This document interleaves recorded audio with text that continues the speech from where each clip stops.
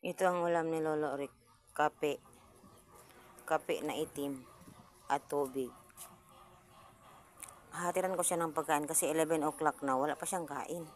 Wala kaming ulam. Si Chris na masada pa. Alya po ni? Okay lang. Ito ba? Mm.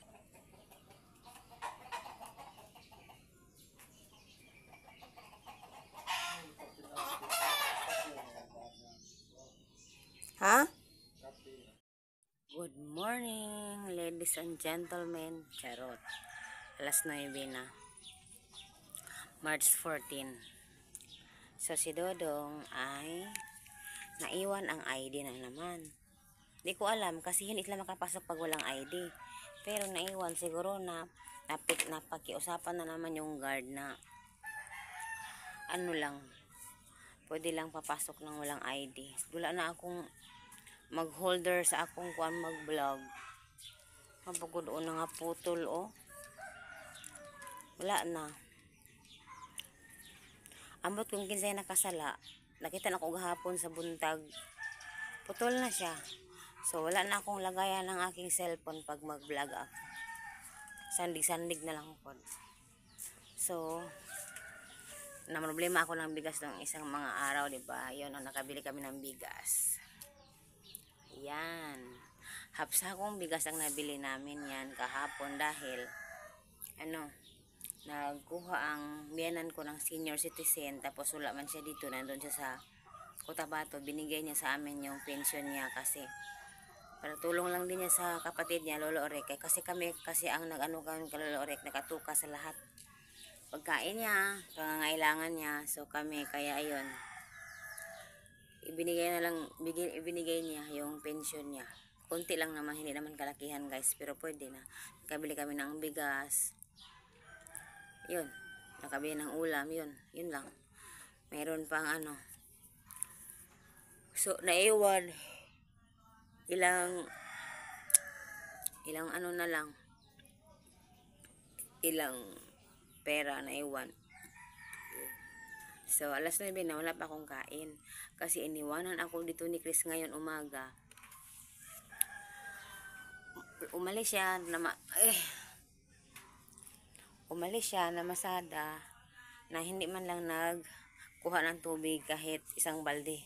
Wala talagang tubig guys, walang tubig. Si Dudong din hindi nagkuha ng tubig. Kaya magluto sana ako, wala akong magamit. So kung magkarga pa ako ng tubig, kakagaling mag-ulang ko na okay sa akong pananakit ng laman. Kahapon halos hindi ako makalihok kasi sakit ako mga unod.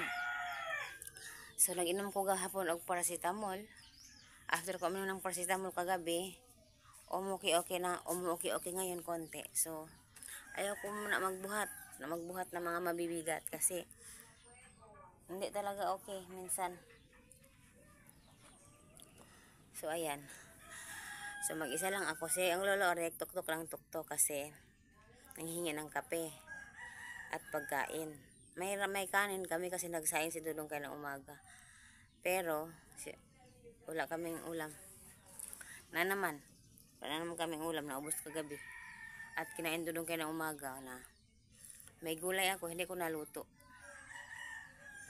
So may kape naman si Lolo Orek, binilhan kahapon ni Chris ng kape. Ito. Timplahin ko yan ngayon kasi mag-ano pa ako ng tubig na mainit. Walang tubig na mainit. Diba? Dami akong problema. Nag-vlog na po ko balik guys kasi nakadate ako, nagka-load ko kahapon. Binigyan ako ni Chris ng pang-load para daw ako pag maiwan ako sa bahay, may ako na cellphone, tingin-tingin kasi boring talaga dito ko sa bahay. Hindi sana boring kung yun bang pwede ko maglaba, lahat-lahat gagawin ko. Hindi kasi pwede pa akong magkikilos ng mabibigat at mapapagod masyado kasi medyo hindi pa talaga okay yung pakiramdam ko. Minsan mahihilo pa talaga ako pag sobrang pagod. sobrang galaw, sobrang buhat, mahihilo ako guys kasi sinubukan ko maglaba, sinubukan ko yung nangha ako ng gabi, nahihilo ako doon. So ngayon, hindi na muna, alagaan natin ating sarili kasi wala tayong pera pampandoktor guys. Yung vitamins ko nga bibilhin sana, hindi ko pa nabili hanggang ngayon kasi wala akong pera. So hirap magkasakit guys pag walang pera, kaya kayo anuhin yung sarili niyo. Ako ngayon bawal, sinabi ng doktor sa akin, bawal lahat ng chichirya, bawal lahat ng maalat. So bawal soft drinks, hindi naman talaga ako uminom ng soft drinks. So binabawal din yung soft drinks, pero hindi ako uminom ng soft drinks dati pa. Madalang lang, yung may okasyon lang, wala. Tapos basta maraming bawal. Maanghang bawal kasi may hyperacidity ako, maanghang bawal. Mahal ng gamot ng sikmura guys. Hindi ko nga nabili lahat. So may suka, yung mga vinegar bawal, yung mga maasim talaga bawal. Basta maraming bawal. Basta. So bigyan ko muna ng kape si Lorek. Mag-init ako ng tubig, may kahoy naman. May panggatong. So mamaya ulit ha. So, 'di ba? Ready na ang kape. Ayan. Ready na ang kape ni Lolo Rick. So, ibibigay na natin doon. Huwag mo na pagkain, walang ulam. Kahapon pinakain ko ng kanin at kape. Yung kape nilagay ko sa kanin, kumain siya. Pero ngayon, baka may ulam si Chris, pakapiin lang muna natin. Mamaya-maya ay may lamigas pa. Pakainin ko na.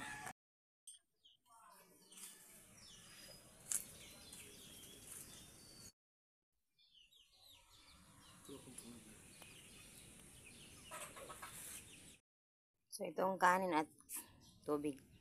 Ang kapitbahay ang magbibigay ng ulam kasi wala pa kaming ulam. So, ihatid ko na lang ito. Ihatid ko na lang, hindi ko na kayo dalhin kasi pareho lang, lagi na lang. Parang balik-balik ang ating video. So, ayan guys. Si Chris umuwi. Anong oras? Quarter to, 11:56, magto-12 na.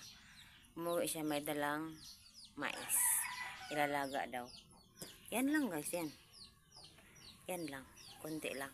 Ilalaga ko, kaya nag-ano na ako ng apoy. Ay nako. Yan yung apoy. So ayan, umuwi. Wala yung kain ng pamahaw. Paniod ko na yung diretso magkain ngayon. So, tinawagan ng nanay niya, pinapauwi kasi si Dudong walang baon, dapat hatiran niya ang pagkain. So, ngayon, hinatiran niya ng baon. Tapos, babalik yun, kakain na yun, 12 o'clock na. So, yung kain niya, agahan at tanghalian, iisa lang. Hindi umuwi, hindi din namin mapunta kasi yung cellphone niya sira ba? Yung cellphone niya pag ano ba yun? Ano ba yung mapisil lang niya or hindi na makontak para bang basta sira yung cellphone niya. Kaya kailangan niya bumili ng bago, 500 lang naman yung keypad. Pero alam nyo na, hirap lang pera. So, pero siya, babalik yun kakain. So, maglaga muna ako ng mais. Hindi na ako makablog ng ko yung cellphone kasi wala na akong holder, nasira. So yan ang ating laga. Ang laki ng kaldero ko guys, pero yung sa puitan lang ng kaldero yung ko mais. Ang laki ng kaldero. So ayan. Ay din akong maluto kasi ang sarap kumain ng mais. Kasi lumaki ako sa bukid. Lumaki ako sa aming bukid na lagi kaming kumakain ng mais. Yung baon namin sa school, mais. Yung giniling na mais. Tapos, pag yung mais namin, yung yung anagun pa siya nga mais. Maglaga magpintos. Daghan kay aming kuan sa mais sa una. Kasi maisan namo sa una, maisan namo ba lapad kay sa bukid. Kamantingan, wala kami palay. So nagdako ako nga wala jud kay ko makakaon og palay. Mais lang jud may mga kamanting. More on mais talaga ang aming bigas noon. So yun lang. So thank you for watching. Bye bye.